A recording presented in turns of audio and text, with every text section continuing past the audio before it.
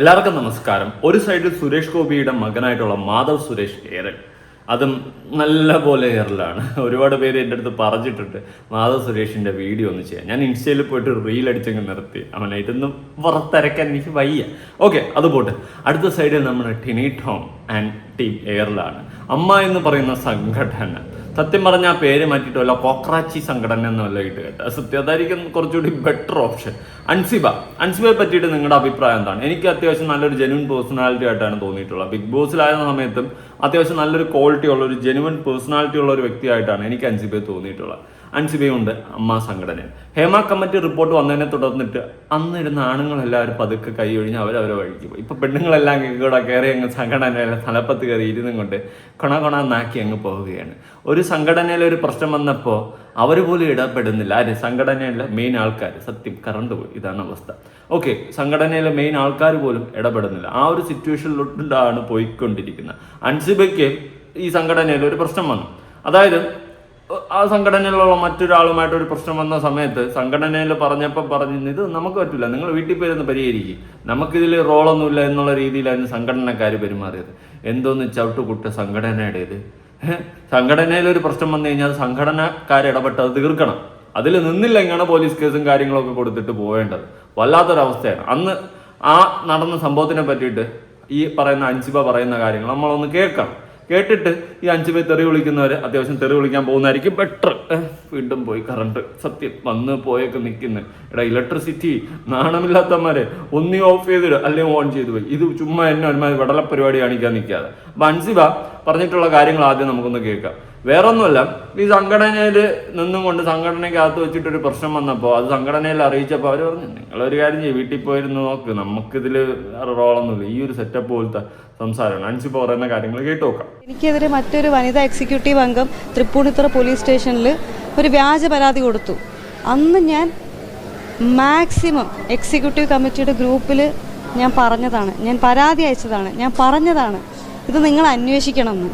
രണ്ട് ഭാരവാഹികൾ തമ്മിലൊരു പ്രശ്നം ഉണ്ടെങ്കിൽ this is nothing to do with AMMA എന്നാണ് പ്രസിഡന്റ് എന്നോട് പറഞ്ഞത്. ഒരു സംഘടനയിൽ രണ്ട് ഭാരവാഹികൾ തമ്മിൽ എന്തെങ്കിലും പ്രശ്നം ഉണ്ടെങ്കിൽ തന്നെ ആ സംഘടനയിൽ ന്യായമായിട്ട് എന്താ ചെയ്യുക? പോലീസ് സ്റ്റേഷനിൽ പോകുന്നതിൻ്റെ മുന്നേ ഇവിടെ വന്ന് പരിഹരിക്കുമെന്ന് കോമൺ സെൻസ് ഉള്ള ആളുകൾ പറയുമോ പറയില്ലേ? നിങ്ങളതിന് ഉത്തരം പറ. അല്ലേ, നിങ്ങൾ പറയൂ. എന്താ നിങ്ങൾക്ക് ആർക്കും ഉത്തരവില്ലേ? അല്ല, നിങ്ങൾ ചോദിക്കുമ്പോൾ നിങ്ങൾക്ക് ഒരു കോമൺ സെൻസ് വെച്ച് നിങ്ങൾ ഞാൻ ചോദിക്കുന്നത്, നമ്മളൊരു പരാതി, ഞാൻ എക്സിക്യൂട്ടീവ് കമ്മിറ്റിയിൽ എനിക്കെതിരെ മറ്റൊരു എക്സിക്യൂട്ടീവ് അംഗം പരാതി കൊടുത്തു. അത് നിങ്ങളിവിടെ അന്വേഷിക്കണം എന്നാണ് ഞാൻ പറഞ്ഞത്, അന്വേഷിക്കേണ്ടെന്നല്ല ഞാൻ പറഞ്ഞത്. അന്വേഷിക്കണം എന്ന് പറഞ്ഞപ്പോൾ this is nothing to do with AMMA എന്നാണ് പ്രസിഡന്റ് എന്നോട് പറഞ്ഞത്. ടിനി ടോം ചേട്ടൻ ഗ്രൂപ്പിൽ വന്ന് മെസ്സേജ് ഇട്ടത് ഇങ്ങനെയുള്ള ഊള കേസൊന്നും ഇവിടെ എടുക്കാൻ പറ്റൂല എന്നാണ്. അങ്ങനെ എനിക്ക് അവിടെ ഒരു നീതി കിട്ടിയിട്ടില്ല. ഞാൻ ആ പോലീസ് സ്റ്റേഷനിൽ പോയി 3 മണിക്കൂറാണ് ഹറാസ് ചെയ്യപ്പെട്ടത്. വിവരാവകാശ നിയമപ്രകാരം ഞാൻ ഇട്ടു, CCTV വെച്ചിട്ടുണ്ടെങ്കിൽ ഞാൻ അവിടെ 3 മണിക്കൂർ ഇരുന്നതിൻ്റെ അകത്തേയും പുറത്തേയും ദൃശ്യങ്ങൾ തരണമെന്ന്.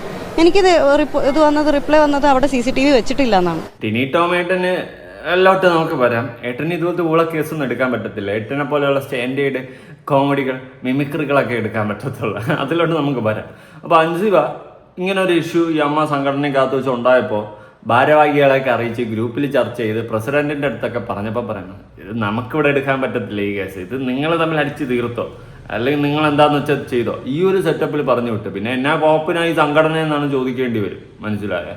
സംഘടനയിലുള്ള ഒരു വിഷയം വന്നപ്പോൾ സംഘടനയെ പറഞ്ഞപ്പോൾ നമുക്ക് ഇതൊന്നും എടുക്കാൻ പറ്റില്ല, ഇമ്മത് ഊള കേസുകൾ നമുക്ക് എടുക്കാൻ പറ്റില്ല എന്നൊക്കെ പറയുമ്പോൾ പിന്നെ എന്നാ കോപ്പിനാണ് ഈ സംഘടന എന്ന് ചോദിക്കും. സത്യം പറഞ്ഞാൽ ആ പേരൊന്നും മാറ്റി, അതായിരിക്കും കുറച്ചുകൂടി ബെറ്റർ. അമ്മ നല്ല അർത്ഥമുള്ള, അല്ലെങ്കിൽ ഒരുപാട് ഇമോഷൻസ് ഉള്ള ഒരു അർത്ഥമുള്ള വാക്കാണ് അമ്മ. ആ പേരെടുത്തൊന്ന് മാറ്റിയിട്ട് ഡമ്മി എന്ന, ഡെപ്പി എന്ന, ഡുപ്പി എന്ന അങ്ങനെയുള്ളതൊക്കെ ഇട്ട് അതൊക്കെ ആയിരിക്കും കുറച്ചൊരു ബെറ്റർ ആയിട്ട് ചേരുന്നത്. വല്ലാത്ത അവസ്ഥ. അവിടെ ഉള്ള സംഘടനയിലുള്ള ആൾക്കാരൊരു പരാതി എന്നപ്പോൾ പറഞ്ഞു ദിസ് ഈസ് നത്തിങ് ദോ ഇത്ത്. ഒന്നും പണയാനില്ല. എന്തായാലും ശ്വേത ചേച്ചി പുഷ്പം പൂക്കുന്നു യാമം. നമുക്ക് ശ്വേത ചേച്ചിയുടെ പറച്ചിലൊന്ന് കേൾക്കാം. വ്യക്തിപരമായി സംസാരിക്കുന്നുണ്ടോ? കാരണം അത്ര അടുപ്പമുള്ള ആൾ കൂടിയാണോ സ്വാഭാവികമായിട്ടും അത്ര പരാതി. അൻസിബ എനിക്ക് തോന്നുന്നു ജനറൽ സെക്രട്ടറി 2 പ്രാവശ്യം വിളിച്ചു, ഫോൺ എടുത്തിട്ടില്ല. പ്ലാന്റ് പോകാനാണ്? യെസ്, 100%. ജനറൽ ബോഡി തകർക്കാനുള്ള ഒരു തോന്നുന്നുണ്ടോ? അല്ല പുറത്തുനിന്നുള്ള കളികളോ ആരെങ്കിലും? അപ്പൊ നിങ്ങളെല്ലാവരും ഭയങ്കര ബുദ്ധിയുള്ള ആൾക്കാരാണ്, നിങ്ങൾക്ക് എല്ലാവർക്കും അറിയാലോ.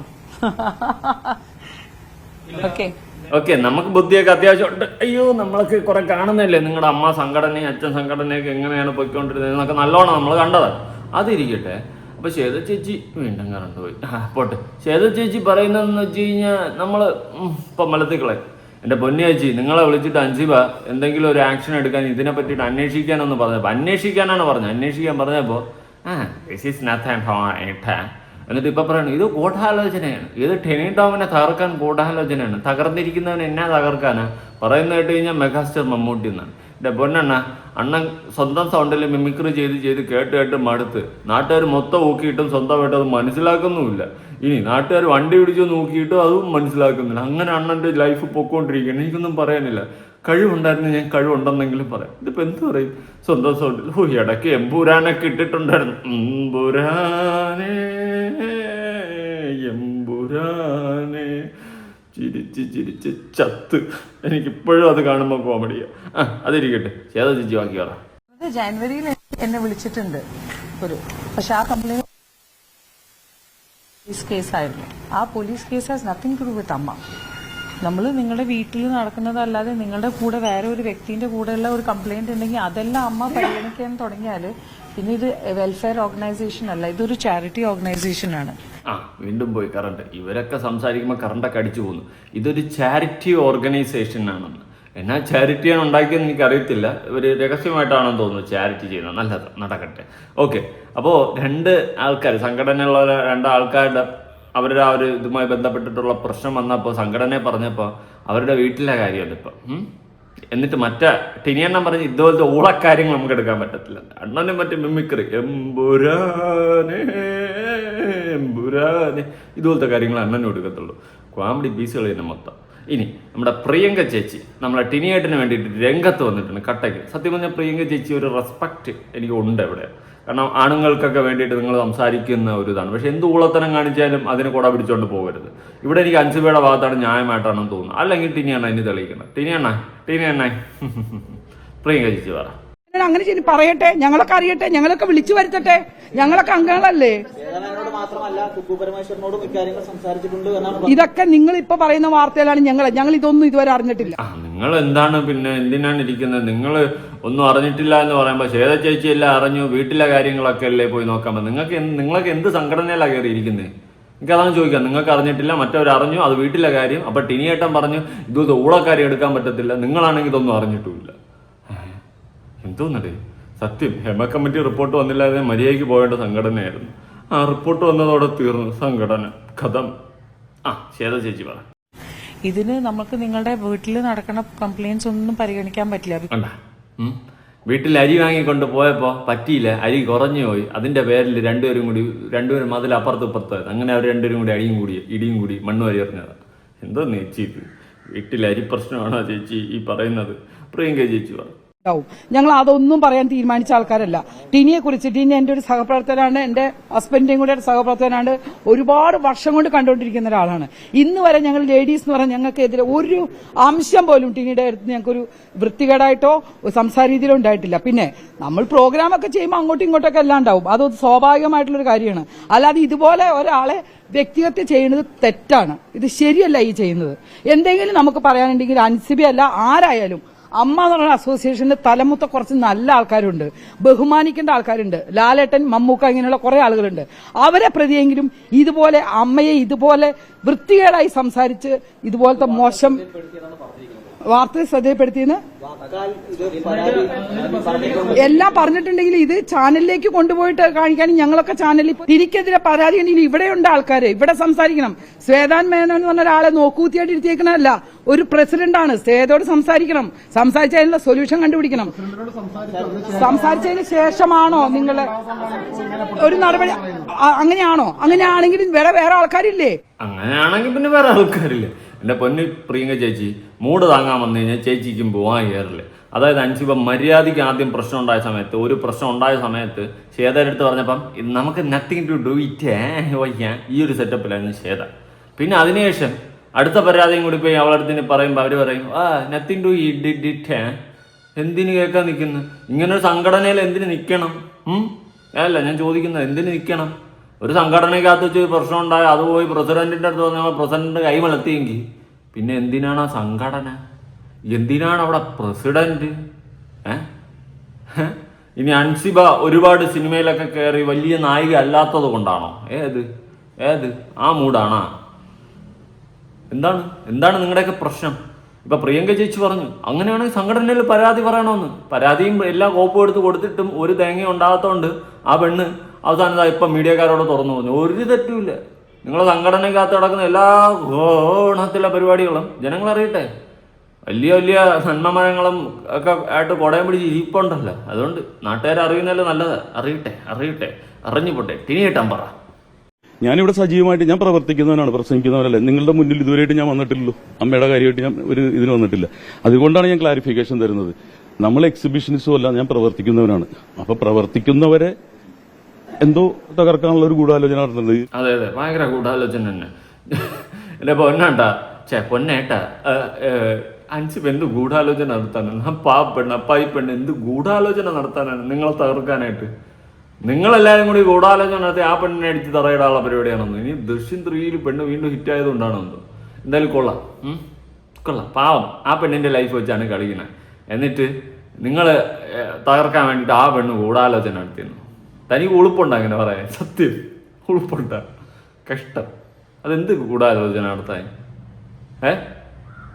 എനിക്ക് തോന്നുന്നു ഒരു പക്ഷേ അവൾ തെറ്റ് കണ്ടപ്പോൾ ചൂണ്ടിക്കാണിച്ചു കാണും. അല്ലെങ്കിൽ ഈ പറഞ്ഞതുപോലെ നിങ്ങളുടെ സംഘടനയ്ക്കകത്ത് ഒരു വിഷയം വന്നപ്പോൾ അത് അവൾ പരാതിപ്പെട്ട് കാണും. അതൊക്കെ വന്നപ്പോൾ നത്തിങ് ടു ഡു ഇട്ട് പറഞ്ഞതും ആ പെണ്ണിനെ തകർത്ത് പുറത്ത് ചാടിക്കാനുള്ള പ്ലാന് നിങ്ങൾ നോക്കിയതല്ലാണ്ട് അവളെ കേൾക്കാനോ അതിന് പരിഹാരം കണ്ടെത്താനോ നിങ്ങൾ ആരും നോക്കിയിട്ടില്ല. അണ്ണൻ പറഞ്ഞ എന്താണ്?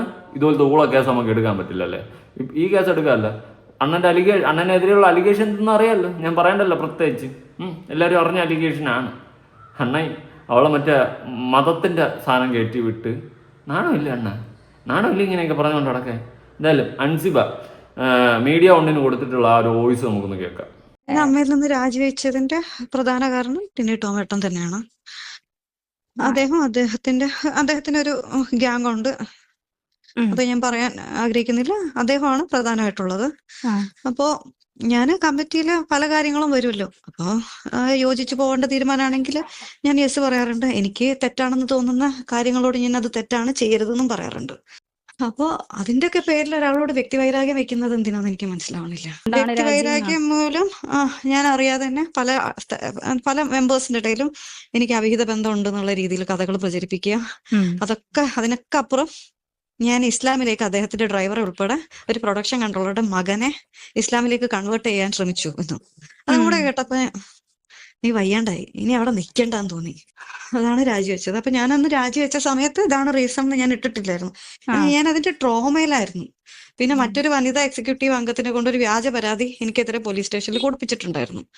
അതിന്റെ പേരിൽ ഞാനൊരു 3 മണിക്കൂറോളം ആ പോലീസ് സ്റ്റേഷനിൽ ഹറാസ് ചെയ്യപ്പെട്ടിട്ടുണ്ട്. എന്നിട്ട് ഖേദം പ്രകടിപ്പിക്കുന്നു എന്നും പറഞ്ഞ് എന്നെ കൊണ്ട് എഴുതി ഒപ്പിട്ട് വാങ്ങിപ്പിച്ചു. അത് വലിയ ട്രോമയായിരുന്നു എനിക്ക്. കാരണം എന്റെ ലൈഫിൽ ആദ്യമായിട്ടാണ് എനിക്ക് അങ്ങനെയൊക്കെ നേരിടേണ്ടി വന്നത്. ഇത്ര എല്ലാം കൂടെ ആയപ്പോ ഞാൻ വിചാരിച്ചു ഇനി അവിടെ നിന്ന് കഴിഞ്ഞാൽ എന്റെ മെന്റൽ ഹെൽത്തിനെ ബാധിക്കും. ഇനി അവിടെ നിൽക്കാൻ പാടില്ല. എനിക്കിത് എല്ലായിടത്തും പറയാനും പറ്റുന്നില്ല. പരാതിയല്ല, അമ്മയിൽ ഒഫീഷ്യലായിട്ട് ഞാൻ റെസിഗ്നേഷൻ ഫെബ്രുവരി 21 ഇട്ടിട്ടുണ്ടായിരുന്നു. പക്ഷെ റീസൺ ഞാൻ ഇത് വെച്ചിട്ടില്ലായിരുന്നു. ഞാൻ എന്റെ ജോലി തിരക്ക് കാരണം രാജിവെക്കുന്നു എന്നാണ് ഇട്ടിരുന്നത്. അപ്പോ ജനറൽ സെക്രട്ടറി എന്നെ വിളിച്ചിട്ട് ചോദിച്ചു എന്താണ് യഥാർത്ഥ റീസൺ എന്ന് ചോദിച്ചപ്പോൾ ഞാൻ ഈ കാര്യങ്ങളെല്ലാം പറഞ്ഞു. അപ്പൊ ജനറൽ സെക്രട്ടറി അന്ന് എൻ്റെ അടുത്ത് പറഞ്ഞു അങ്ങനെയാണെങ്കിൽ ഇതൊരു നോട്ട് ഇട്ട് തരും എന്ന് പറഞ്ഞു. ഞാൻ പറഞ്ഞു എനിക്കിനി ടോളറേറ്റ് ചെയ്യാൻ വയ്യ ചേച്ചി. ഞാൻ പല അഭിപ്രായങ്ങളും കമ്മിറ്റിയിൽ ഇരുന്ന് പറഞ്ഞതിന്റെ പേരിലാണ് എനിക്ക് ഇത്രയും എന്നെ ടോർച്ചർ ചെയ്തത്. അപ്പൊ ഇനിയും ഇത് പറയാൻ പോയി കഴിഞ്ഞാൽ ഇനിയും ഇതിന്റെ പുറകെ നടക്കേണ്ടി വരും. എനിക്ക് അതിനുള്ള സമയവും ഇല്ല. ഞാനൊരു കാര്യം പറയാം. നമ്മൾ സത്യമായിട്ട് തുറന്നു പറയുമ്പോൾ എവിടെയായാലും ചവിട്ടി താഴ്ക്കപ്പെടും. അതുള്ള കാര്യമാണ്. ചവിട്ടി അരയ്ക്കും. നമ്മൾ പ്രതികരിക്കേണ്ട സ്ഥലത്ത് പ്രതികരിക്കുമ്പോൾ ചിലപ്പോൾ നമ്മളെ കൂടെ ഒരുപാട് ആൾക്കാരൊന്നും ഉണ്ടായെന്നും വരില്ല.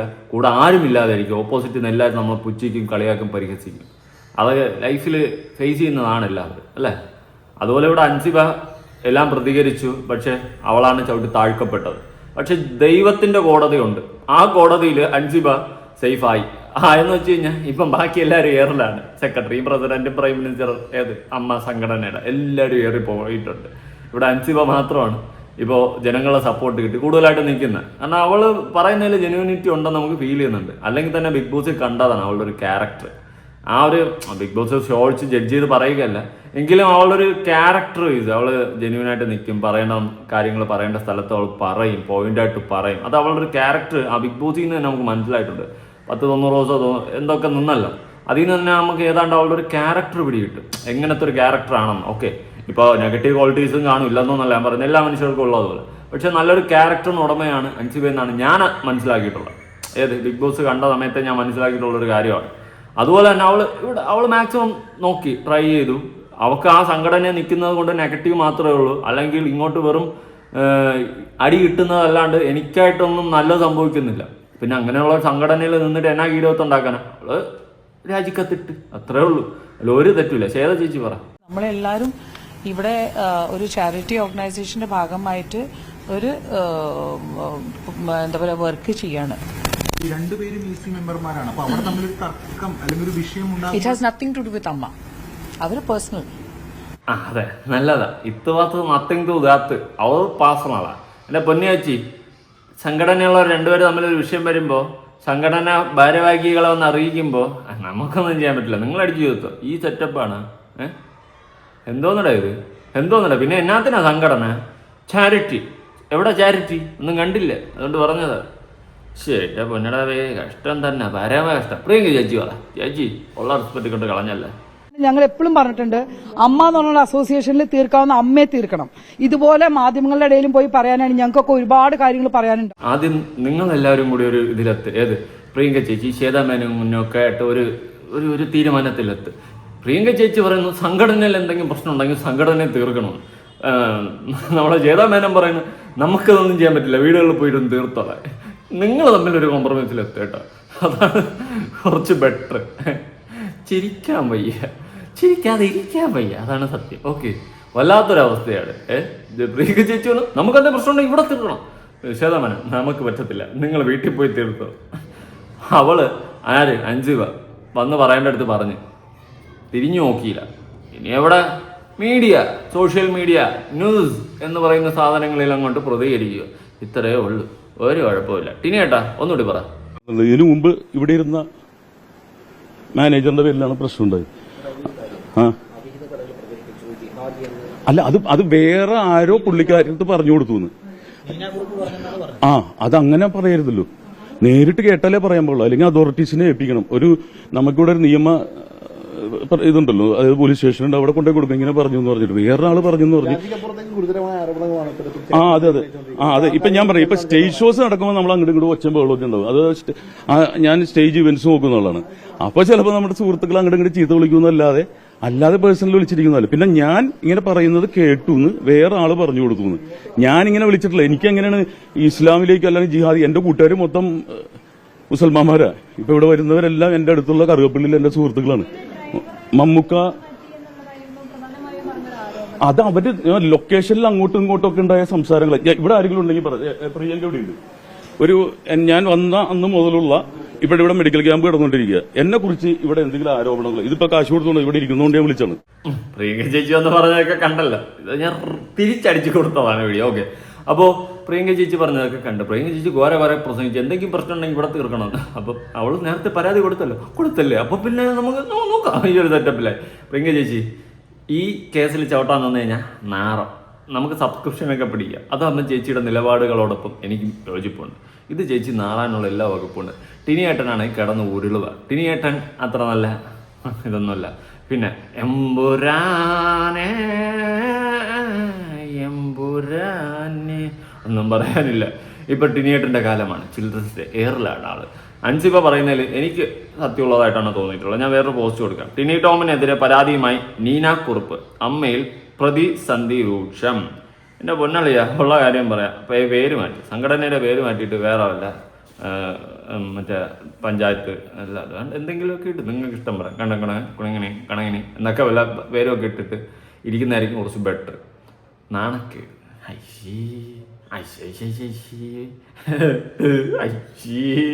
എന്തോന്നടേ ഇത് കഷ്ടം.